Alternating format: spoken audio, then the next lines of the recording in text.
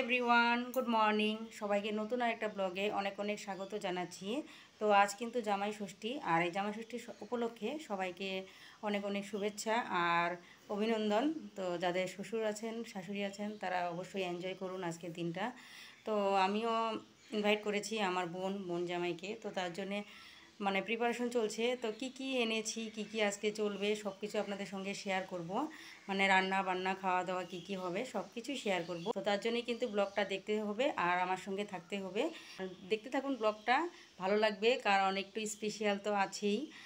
তো সঙ্গে থাকুন আর দেখতে থাকুন। বরমশাই সকাল সকাল চিকেন, মটন আরও হরেক রকমের সবজি নিয়ে এসেছে।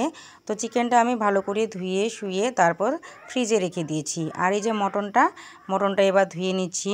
টুকরোগুলো দেখতে পাচ্ছেন বেশ কিন্তু বড় সাইজের, আর অনেকটা নোংরা ছিল, তো অনেকক্ষণ লেগেছিল পরিষ্কার করতে। এই দুপুরবেলা আমি চিকেনটা রান্না করব আর মটনটা আমি রাত্রে রান্না করব। তো আমার একটু যেতে হবে বাজারে, একটু কাজ আছে। বাজার থেকে এসে তারপর আমি এই চিকেনটা রান্না চাপিয়ে দিব। রান্নার প্রিপারেশন করে নিয়ে গিয়েছিলাম বাজার থেকে মাত্র আসলাম।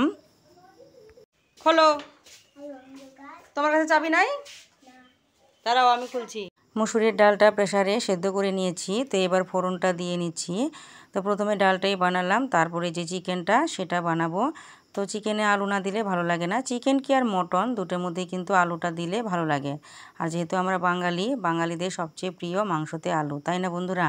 তো আলুটা লাল লাল করে ভেজে নিলাম। এবার চিকেনটা রান্না করব। তো বিশ্বাস করবেন না, চিকেনটা কিন্তু ভীষণই টেস্টি হয়েছিল। আর আমি এখানে কোনো বাটা মশলা ব্যবহার করিনি, সব কিছু কুচানো। এই যে পেঁয়াজ কুচি, লঙ্কা কুচি, আদা কুচি, রসুন কুচি, এসব করেই আমি রান্নাটা করেছি।